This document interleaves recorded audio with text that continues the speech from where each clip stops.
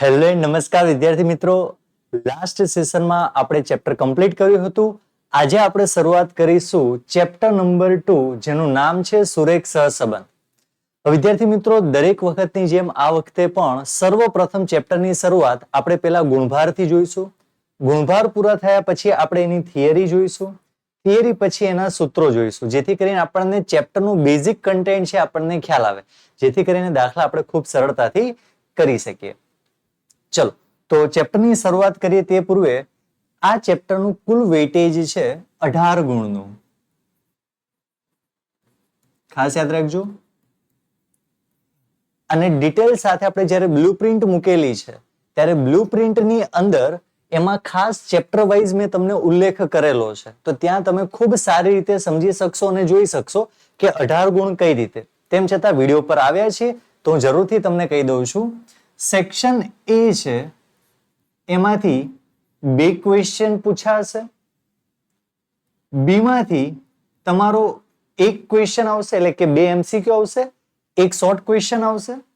C માંથી કોઈ એક ટૂંકો દાખલો અથવા ટૂંકી થિયરી તમારે પૂછાશે જે 2 ગુણની હશે, એટલે કે 2 ગુણ આના. સેક્શન બી નો 1 ગુણ રહેશે, 2 ગુણનો 1 પ્રશ્ન પૂછાશે. સેક્શન ડી માંથી પણ 1 દાખલો આવશે જે તમારા 3 ગુણનો હશે. એમાંથી તો પહેલા ભાગમાં કશું પૂછાતું જ નથી. વાત કરીએ એફ ની, જે 5 ગુણના છે, 2 દાખલા પૂછાશે, એટલે ઓવરઓલ થઈ જશે 10 ગુણનો. સમજાઈ ગયું? ડિટેલ સાથે ખાસ તમે લોકો ધ્યાન રાખજો. બ્લુપ્રિન્ટ જ્યારે આપણે શરૂઆત કરીએ છીએ તો પહેલું જ ચેપ્ટર, એટલે કે જ્યારે આપણે 12મા ધોરણની શરૂઆત કરી તેનો પહેલો જ વિડીયો લખેલો છે બ્લુપ્રિન્ટ મુજબ, તો એની અંદર ડિટેલ સાથે આપેલું છે. ચલો ટોટલ કરીએ. 10 ને 3 13 ને 2 15, 16 17 ને 1 18 થઈ ગયું 18 ગુણનું ચેપ્ટર. ખૂબ મહત્વનું છે. નિયમ 1 યાદ રાખજો, જો ચેપ્ટર 2 તમને આવડે છે તો ચેપ્ટર 3 તમારા માટે ખૂબ સરળ થઈ જશે. ક્યાંક ને ક્યાંક ઇન્ટરકનેક્ટેડ છે, બરોબર? ફોર્મ્યુલા બધું એક સરખું છે, થોડું ચેન્જીસ આવશે. એટલે બીજું અને ત્રીજું ચેપ્ટર ખૂબ ઇમ્પોર્ટન્ટ રહેવાના છે ધોરણ 12 ની અંદર. જો તમે આગળ અભ્યાસ કરો છો, બીકોમ ની અંદર જાઓ છો, તો ત્યાં પણ તમારે આ ચેપ્ટર આવવાનું જ છે, બરોબર? લિનિયર કોરિલેશન અને રિગ્રેશન, જેને ઇંગ્લિશમાં આપેલું છે. તો ચેપ્ટરની શરૂઆત કરીએ તે પૂર્વે પહેલા બેઝિક એની થિયરી વ્યાખ્યા છે એ આપણે જોઈએ શું કીધેલું છે. પહેલું છે, ચેપ્ટરનું નામ જ છે સુરેખ સહસંબંધ. જો ચેપ્ટરનું નામ શું છે? સુરેખ સહસંબંધ. ઓકે, સહસંબંધની વ્યાખ્યા આપેલી છે. જુઓ શું કીધું છે. જો 2 ચલોની કિંમતમાં પ્રત્યક્ષ કે પરોક્ષ કાર્યકારણને લીધે એક સાથે ફેરફાર થાય તો તે 2 ચલ વચ્ચે સહસંબંધ છે તેમ કહેવાય. યાદ રાખજો, એક સાથે ફેરફાર થાય છે. હવે 2 ચલ એટલે કયા? તો 2 ચલ તમારા આવે સાપેક્ષ ચલ અને નિરપેક્ષ ચલ, x અને y, જેને ટૂંકમાં આપણે કહી શકીએ. જો x વધે તો y વધે, જો x ઘટે તો y ઘટે. તો એક સાથે જે ફેરફાર થયો છે તો 2 ચલ વચ્ચે સહસંબંધ છે તેવું કહેવામાં આવે છે. આગળ, સુરેખ સહસંબંધની વ્યાખ્યા. 2 સહસંબંધિત ચલો જોડયુક્ત કિંમતોમાં આલેખ પત્ર પર આપણે દર્શાવીએ અને તે આલેખના બધા જ બિંદુઓ એક જ સુરેખા પર રહેલા હોય, એક જ સુરેખા પર રહેલા હોય અથવા તો ખૂબ નજીક હોય ત્યારે તેવા સહસંબંધને સુરેખ સહસંબંધ કહેવામાં આવે છે. એટલે કે બધા જ બિંદુ એક જ રેખા પર આવેલા હોય અને નજીક આવેલા હોય તો એને કહેવામાં આવે છે સુરેખ સહસંબંધ, જે આપણે ચેપ્ટરનું નામ છે.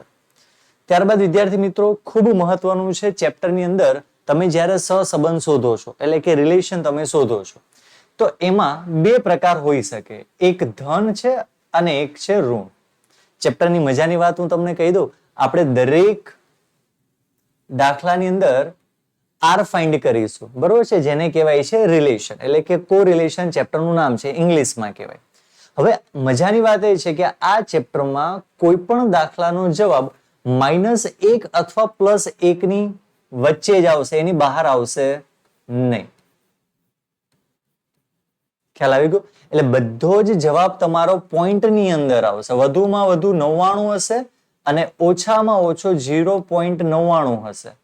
ક્યારેક એવા સંજોગ બને કે પરફેક્ટ 1 આન્સર આવે અથવા તો પરફેક્ટ -1 આવી શકે, પણ એવું તો ક્યારેય નહીં બને કે 1.03 મારે જવાબ આવ્યો. જો આવો જવાબ આવે ને તો આ ચેપ્ટરનો જવાબ તમારા માટે કેવો થઈ જશે? ખોટો થઈ જશે. ખ્યાલ આવી ગયો? -1 થી +1 ની વચ્ચે જવાબ તમારે લોકોને આવશે. તો ધન એટલે આપણે પ્લસ કહીએ છીએ, ઋણ એટલે માઇનસ કહીએ છીએ. જોઈએ, જ્યારે બંને સહસંબંધિત ચલોની કિંમતમાં થતા ફેરફાર એક જ દિશામાં થતા હોય. કેવા દિશામાં થતા હોય? એક જ દિશામાં થતા હોય. તો એ બે ચલ વચ્ચે કેવો છે? ધન સહસંબંધ છે. એટલે કે બંને વધે છે, બંને ચલ xx અથવા તો બંને ઘટે છે, તો એવા ધન સહસંબંધ કહેવાય. ક્લિયર? યાદ આવી ગયું? જેમ કે ઉંમરની સાથે ઊંચાઈ, બરોબર છે.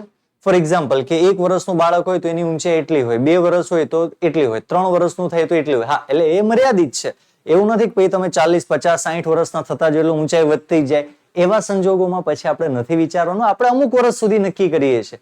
તો એ બંને પોઝિટિવ કહેવાય કે હા, ઉંમર પણ વધે છે તો સાથે ઊંચાઈ પણ વધે છે. બીજી વાત, ભારત દેશની અંદર એ છે, આપણને ખબર છે કે જેમ જેમ સમય પસાર થતો જાય છે, મોંઘવારી પણ વધતી જાય છે. તો આ એક જ દિશામાં ફેરફાર થાય છે તેવું કહેવાય. તો એવા જે સહસંબંધો એને ધન સહસંબંધ કહેવાય.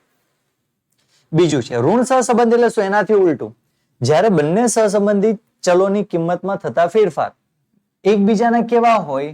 વિરુદ્ધ દિશામાં થતા હોય, ત્યારે બે ચલ વચ્ચે ઋણ સહસંબંધ છે તેવું કહેવામાં આવશે. બરોબર? દાખલા તરીકે વરસાદ અને પાકનું ઉત્પાદન. વરસાદ વધારે પડે તો પાકને નુકસાન થાય. એટલે બંને કેવા થઈ ગયા? વાઇસે વર્ષા થઈ ગયા, ઓપોઝિટ થઈ ગયા. તો એ આપણું કહેવાય ઋણ સહસંબંધ. ક્લિયર? ચલો, ત્યાર પછી છે સહસંબંધાંકની વ્યાખ્યા. પહેલી આપણે કઈ જોઈ હતી? સહસંબંધ જોઈ હતી. બીજી આપણે જોઈ હતી સુરેખ સહસંબંધ જોઈ હતી. પહેલી સહસંબંધ, બીજી સુરેખ સહસંબંધ. હવે ત્રીજી છે સહસંબંધાંકની વ્યાખ્યા. બધી ક્યાંક ને ક્યાંક એકબીજાને કનેક્ટેડ છે. જુઓ, બે ચલ એટલે યાદ રાખવાનું નિરપેક્ષ ચલ અને સાપેક્ષ ચલ. નિરપેક્ષ ચલને કહેવાય x અને સાપેક્ષ ચલને કહેવાય y. આ પણ તમે યાદ રાખી શકો છો. સુરેખ સહસંબંધની ઘનિષ્ઠતાના માપને સહસંબંધાંક કહેવામાં આવે છે. અને આ જે સહસંબંધાંકને સંકેતમાં આપણે r વડે દર્શાવીશું. આ માપ સર્વપ્રથમ કોણે આપ્યું હતું? તો કે કાર્લ પિયર્સને આપેલું હતું. ખાસ યાદ રાખજો, કાર્લ પિયર્સન MCQ ની અંદર પૂછે કે ભાઈ સહસંબંધાંક છે એનું સર્વપ્રથમ માપ કોણ આપ્યું હતું? તો કાર્લ પિયર્સને આપ્યું હતું, એણે સૂચવ્યું હતું. હવે મહત્વનું કે સર ચેપ્ટરમાં કુલ કેટલી રીતો છે? ચેપ્ટરમાં થિયરી એટલી બધી ડિટેલ સાથે નથી આ ચેપ્ટરમાં, પણ તેમ છતાં જેટલી થિયરી તમને કરાવવામાં આવે છે, ખૂબ મજાની વાત. જ્યારે કોઈ નવું સ્વાધ્યાય સ્ટાર્ટ કરીશું તો એ સ્વાધ્યાયની થિયરી, એ સ્વાધ્યાયના સૂત્ર પણ આપણે પહેલા ભણીશું. બરોબર? આ બધું ઓલ ઓવર આખા ચેપ્ટરનું લેવામાં આવે છે. પણ જ્યારે પર્ટિક્યુલર આપણે સ્વાધ્યાય સ્ટાર્ટ કરીશું તો એની અગાઉનું સેશન પણ આપણે હર હંમેશા એ સ્વાધ્યાયની થિયરી અને એના સૂત્ર પણ આપણે લઈએ છીએ. સહસંબંધમાં ચેપ્ટરમાં 3 રીતો શીખવાની છે, ખાસ યાદ કરી લેજો. પહેલી છે વિકર્ણની આકૃતિની રીત, જે તમને સૌને ફાવે છે. ત્યાર પછી છે કાર્લ પિયર્સનની રીત, જેને કહેવાશે ગુણન પ્રઘાતની રીત. એમાં પણ પર્ટિક્યુલર કેવી ફોર્મ્યુલા છે અલગ અલગ એ આપણે સમજીશું.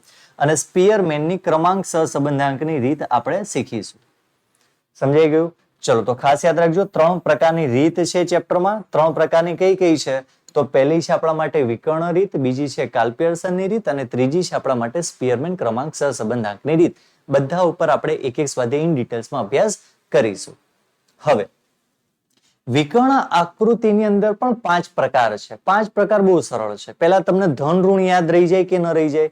બિલકુલ રહી જશે તમને લોકોને યાદ. તો ધન ઉપરથી બે બને, સંપૂર્ણ ધન સહસંબંધ અને આંશિક ધન સહસંબંધ. થઈ ગયા?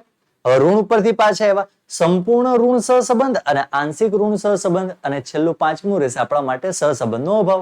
કેટલું સરળ છે. હવે ઘણા વિદ્યાર્થીઓ જ્યારે આકૃતિ જોવે ત્યારે એનામાં ગભરાટ થાય કે સર આને ધન કહેવાય કે ઋણ કહેવાય. તો સ્પેશિયલ તમારા માટે ડિઝાઇન કરેલું છે. જો કેવી રીતે યાદ રાખી શકાય. જો તમારો આલેખ ઉપરથી નીચે તરફ ડાબી બાજુથી જમણી બાજુ જાય છે, એટલે કે આ રીતે બને છે, તો એને શું કહેવાય? ધન કહેવાય કે ઋણ કહેવાય? એ હમણાં હું તમને કહું છું. અને જો ડાબી બાજુથી જમણી બાજુ ઉપરની બાજુએ જાય છે તો એને ધન કહેવાય કે ઋણ કહેવાય? જોજો હો, ભૂલાય નહીં. આને આપણે કહી દેશું ઋણ. યાદ રહી ગયું? કેટલું સરળ, લાઈફ ટાઈમ નહીં ભૂલાય તમને. અને આને આપણે કહી દેશું ધન. કેટલું ઈઝી છે. હવે આ અક્ષરમ ઓનલાઈન એજ્યુકેશન પ્લેટફોર્મ એક એવું છે જ્યાં તમને 11-12 ની સાથે કોલેજનો પણ અભ્યાસ કરાવવામાં આવે છે. જ્યાં ગુજરાતી મીડિયમ અને ઇંગ્લિશ મીડિયમ પણ ભણાવવામાં આવે છે. એટલે સ્વાભાવિક છે કે ઘણા બધા વિડીયોઝ નોટિફિકેશન જ્યારે ઇંગ્લિશ મીડિયમના વિદ્યાર્થીઓને જશે તો એમને પણ સેજે પ્રશ્ન થશે કે સર તમે ગુજરાતીમાં બનાવીને આપ્યું, જરા ઇંગ્લિશમાં તો બનાવીને આપો. ચલો, એ લોકોને એના સેશનમાં તો આપણે ભણાવવાના જ છીએ, પણ જો તમારા કોઈ મિત્ર હોય ઇંગ્લિશ મીડિયમમાં ભણતો તો એને શીખવાડી દેજો. પેલા આપણને તો ખ્યાલ હોવો જોઈએ ને કે ધન અને ઋણને ઇંગ્લિશમાં શું કહેવાય. ચલો, ઋણ છે એને કહેવાય નેગેટિવ, એટલે આ બની ગયું નેગેટિવ, થઈ ગયું. અને ધનને કહેવાય પોઝિટિવ, તો આને કહી દેશું પોઝિટિવ. કહી દેજો તમારા મિત્રને કે આ નેગેટિવ થશે અને આ પરફેક્ટ પોઝિટિવ. ત્યાં ઇંગ્લિશમાં બોલે પરફેક્ટ પોઝિટિવ, પાર્શિયલ પોઝિટિવ. તમારે નથી યાદ રાખવાનું, પણ આ તો મેં તમને જસ્ટ કીધું, જરા ઇન્ટિમેટ કરી દેજો, બરોબર છે. ચલો, તો ગુજરાતી ઇંગ્લિશમાં મેં તમને સમજાવી દીધું. હવે તમને પરફેક્ટ હું કઈ સમજાવું એની પહેલા જ તમને લોકોને ખ્યાલ આવી જશે. 5 રીત છે, 5 રીતનું મેં તમને જણાવી દીધું છે. સંપૂર્ણ ધન સહસંબંધ, આંશિક ધન સહસંબંધ, સંપૂર્ણ ઋણ સહસંબંધ, આંશિક ઋણ સહસંબંધ અને સહસંબંધનો અભાવ. ચલો, પરફેક્ટ નો મતલબ શું? એકદમ સ્ટ્રેટ લાઈન જતી હોય તેને સંપૂર્ણ ધન સહસંબંધ કહેવાય. જો કમ્પેરિઝન કરતા જાઓ, શીખવાડ્યું છે કે નથી શીખવાડ્યું, થઈ ગયું ધન. હવે આંશિક એટલે શું? જતું હોય ઉપરની દિશામાં, ડાબી બાજુથી જમણી બાજુએ જ આપણી રેખા જતી હોય, પરંતુ સ્ટ્રેટ ન જતી હોય, આ રીતે જતી હોય. પણ કહેવાય તો કેવું? ધન ઉપર જ ને, પણ એને આપણે શું કહીશું? આંશિક કહીશું. એનાથી ઉલટું કરી નાખો, ઋણ. એકદમ પરફેક્ટ નીચે જાય છે સ્ટ્રેટ લાઈનમાં, તો આ આપણા માટે શું થઈ જશે? ઋણ થઈ જશે. પણ નીચેની બાજુ આવશે પણ સુરેખા સ્ટ્રેટ નહીં હોય, તો એને શું કહી દઈશું આપણે? આંશિક ઋણ કહીશું. અને આ ભાઈ સાહેબ તો જુઓ, તમે કોઈ જજમેન્ટ ન લઈ શકો કે આ પોઝિટિવ છે કે નેગેટિવ છે. સહસંબંધનો શું છે? અહીંયા અભાવ જોવા મળે છે. ક્લિયર? વિકર્ણ આકૃતિની રીતમાં આપણે આટલી જ વસ્તુ છે. ચલો, સેકન્ડ જ્યારે આપણે મેથડ ભણીશું જેનું નામ છે કાર્લ પિયર્સનની ગુણન પ્રઘાતની રીત.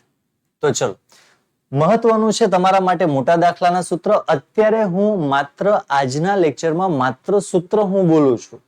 કયા સૂત્રનો ઉપયોગ ક્યાં કેવી રીતે કરવું, જો એ જ સમજવું હોય તો આવનારા દિવસોની અંદર આપણે જ્યારે 2.2 ચલાવીશું ત્યારે ફરીથી આ જ ફોર્મ્યુલા આપણે ઇન ડિટેલ સાથે ભણવાના છે. તો ખાસ સજાનંદ અક્ષરમ પ્લેટફોર્મ પર તમે જોડાયેલા રહો. ઠીક છે?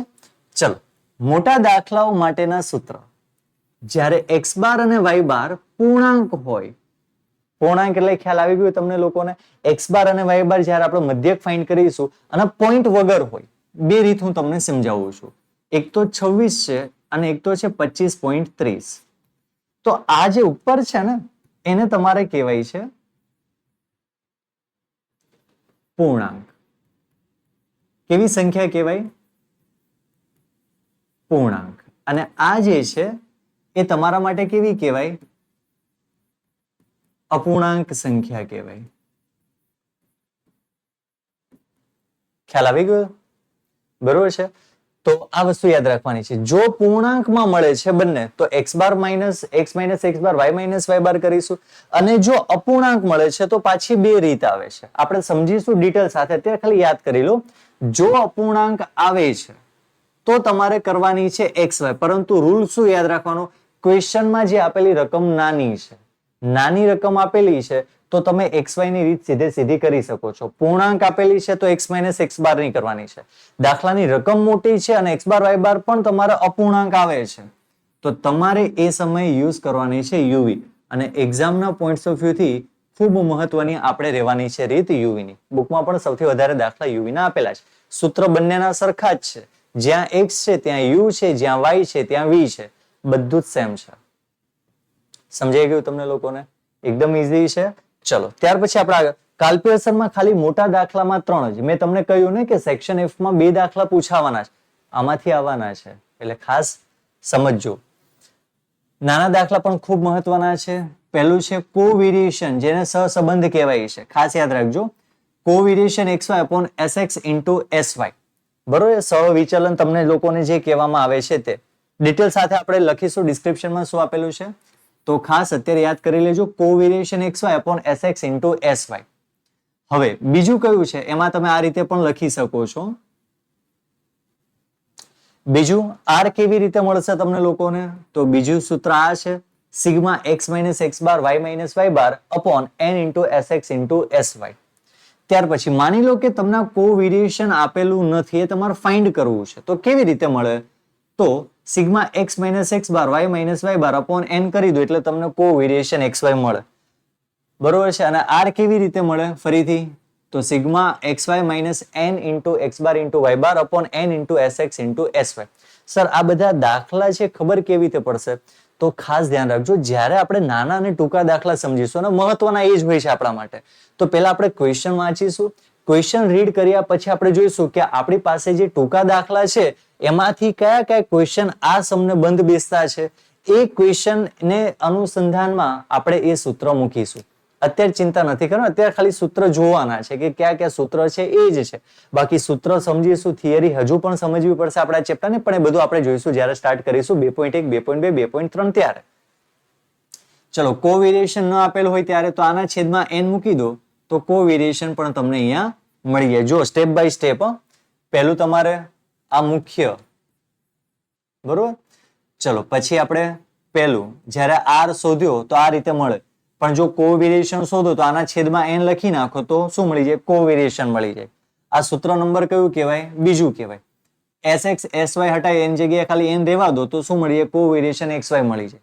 ત્યાર પછી ખૂબ મહત્વનું, sx અને sy જ નથી આપેલું આપણને, તો એ કેવી રીતે મળે?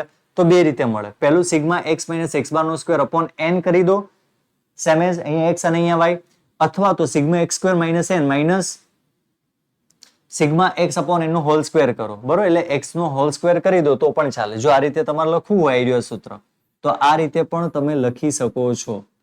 સિગ્મા એક્સ નો વર્ગ છેદમાં n માઇનસ એક્સ બાર નો વર્ગ. તો બંનેનો અર્થ એક જ થાય, કારણ કે એક્સ બાર નું સૂત્ર શું છે? સિગ્મા એક્સ અપોન n, તો એક્સ બાર નો વર્ગ પણ તમે લખી શકો. ઘણી વખત દાખલામાં એક્સ બાર આપેલું હોય છે, છોકરાઓ કન્ફ્યુઝ થઈ જાય કે સર કયું સૂત્ર મૂકવું એસએક્સ માં. પણ જુઓ વિદ્યાર્થી મિત્રો, એક્સ બાર એટલે શું થાય? Sigma x upon n. જોજો હો, ભૂલાય નહીં.